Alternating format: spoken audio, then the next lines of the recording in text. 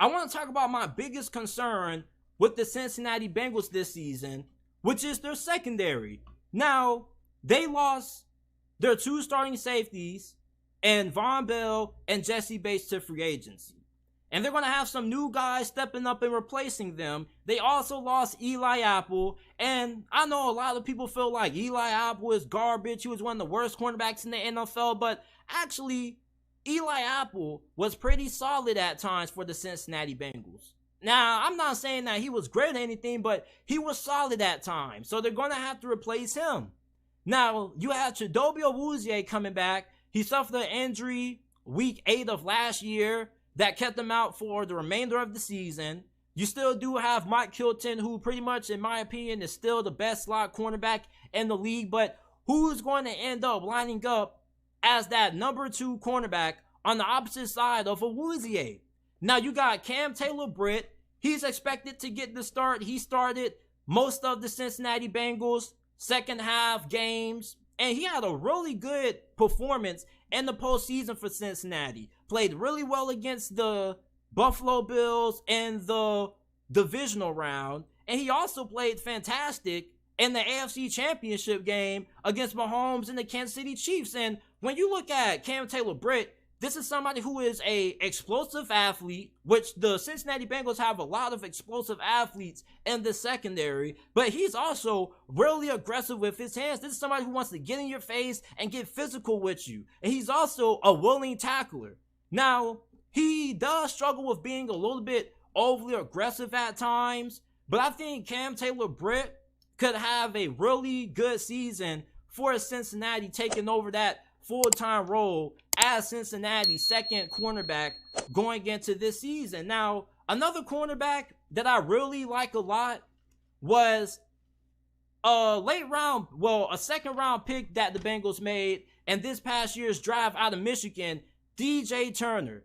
He was one of the more explosive cornerbacks, probably the most athletic and the most explosive cornerback out of this past year's draft class. He ran a 4.2 640. He also is very fundamentally sound, good technique, and everybody was paying attention to the phenomenal freshman cornerback that Michigan had last year. But DJ Turner, he was on a lot of receivers like Wide on Rice. Good feet, great hips, and he just sticks with receivers and coverage. And he's not incredibly handsy. As a matter of fact, I think that's the best thing about DJ Turner is that this is a cornerback that if you put him in games, you're not going to see him getting called for a lot of pass interference penalties. A lot of cornerbacks in college football nowadays tend to be a little bit handsy than what you would like. But DJ Turner, if Cam Taylor-Britt ends up not working out, I think he could end up being a good starter for Cincinnati. If Cam Taylor-Britt doesn't play well and he struggles, you can slide DJ Turner up in there.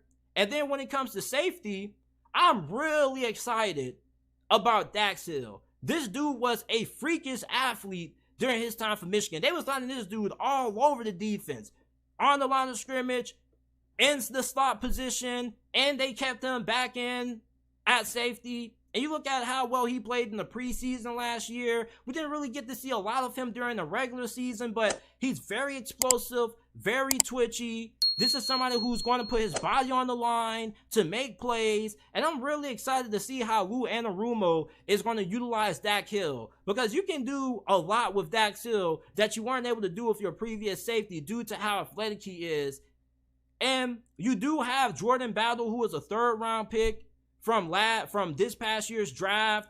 He isn't as athletic as the other defensive backs that the Cincinnati Bengals have in the secondary. Dax Hill definitely has Jordan Battle beat when it comes to athleticism, but Jordan Battle is a really smart football player. During his time at Alabama, I never really saw him out of position. He was always in the right position to make plays. He has a knack for the football. He also is pretty good in coverage. I didn't really see him get beat too many times. I also think that he's pretty good in man coverage as well. And he has the versatility to play both safety and free safety, which Cincinnati is definitely going to be able to utilize if their free agency signing and Nick Scott, who played for the LA Rams, doesn't work out. Now, Nick Scott, he was pretty solid for the LA Rams. I might go as far to say as underrated in a sense. And the Cincinnati Bengals got him for a pretty good bargain in free agency. They didn't have to dish out a lot of money to get him. And plus, I think this is somebody who can bring great value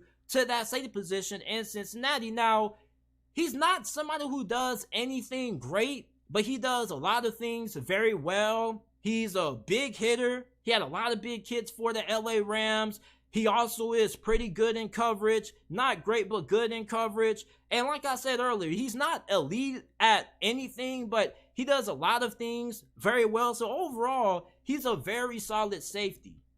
So my biggest concern for Cincinnati is the secondary, but overall, I think that this secondary, with Lou Anarumo being their defensive coordinator, should play very well. And they got a lot of backup options if one guy doesn't play well or one guy just doesn't pan out. Like if Cam Taylor-Britt doesn't play well, they can go ahead and insert rookie DJ Turner. And if, Dax Hill doesn't play well, you can insert Jordan Battle. Or if Nick Scott doesn't work out, you can insert Jordan Battle into that other safety position. Like he can play any of the two safety spots. So I love what the Cincinnati Bengals have and their secondary. Yeah, they have some guys who you may not know of who are going to be unproven, but Cincinnati has a lot of athletes at the safety position.